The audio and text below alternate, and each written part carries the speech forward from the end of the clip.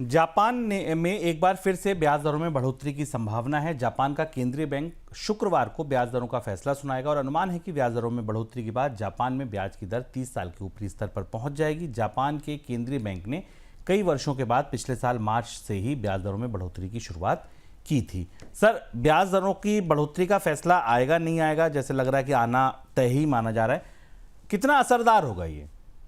सबसे बड़ी खबर आज मुझे लगता है 18-19 दिसंबर के बाद दुनिया के बाजारों में बड़ी उथल पुथल संभव है, क्योंकि जापान जो करने जा रहा है उसकी उम्मीद कभी की नहीं गई थी। जापान दुनिया में सबसे सस्ती पूंजी देने वाला देश था। हम इससे पहले भी विस्तार से आपको बता चुके हैं जापान के कैरी रेट का जो संकेत मिल रहे हैं, उसे जापान की पॉलिसी रेट करीब करीब 25 बेसिस पॉइंट बढ़ेगी और 0.75 के आसपास पहुंचेगी।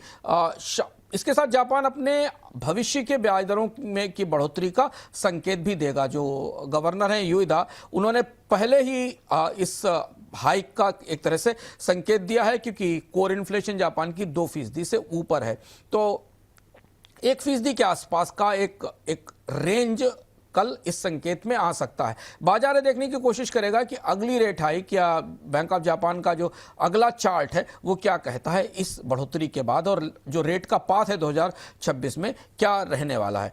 जो सूचनाएं वहां से निकलकर सामने आ रही हैं उसमें 1 या 2 रेट हाइक इसके बाद और भी हो सकती हैं, और इसका बड़ा असर हमें येन की मजबूती के तौर पर दिखाई देगा। फॉरेन एक्सचेंज मार्केट में बड़ी उठापटक होगी, और जैसा हम बताते रहे कि जो सस्ता कैरी ट्रेड था वो वापस लौटना शुरू करेगा।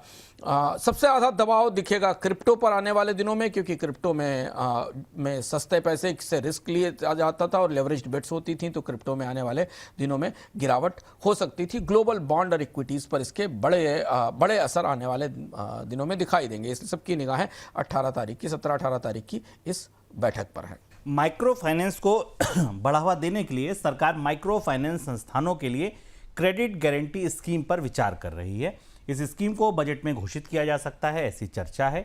स्कीम के जरिए बैंकों को कहा जा सकता है कि माइक्रो फाइनेंस संस्थानों को पहले से ज़्यादा कर्ज दें, ताकि उन्हें लिक्विडिटी की कमी का सामना ना करना पड़े। सर, क्यों उठाया जा रहा है ये कदम? माइक्रो फाइनेंस कंपनियां संकट में हैं, हम आपको बराबर बता रहे हैं, और बैंकों के पास इस समय सबसे बड़े एनपीए माइक्रो फाइनेंस को लेकर ही हैं।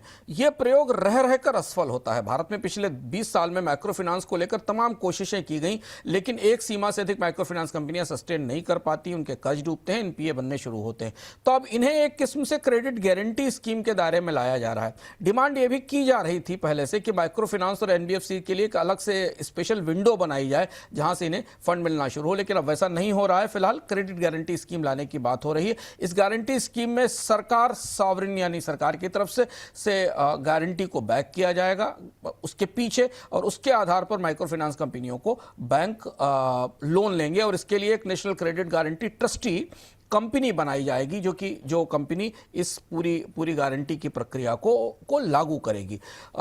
एक और व्यवस्था जो कानून में की जा रही है कि माइक्रो फाइनेंस कंपनियों के दर्जे में, उनकी परिभाषा में और कानूनों के तहत कर्ज लेने की व्यवस्था में भी बदलाव किया जाएगा। रिस्क शेयर होगी, ये भी प्रावधान कहा गया है कि एनसीजीटीसी जो है वो कम से 75 से 85% के आसपास की गारंटी कवरेज को कवर करेगी, यानी कि अगर डिफॉल्ट होता है तो बैंक एमएफआई को माइक्रो फाइनेंस कंपनियों को कर्ज दे सकें और उनके नुकसान को सरकार की तरफ से गारंटी किया जाएगा।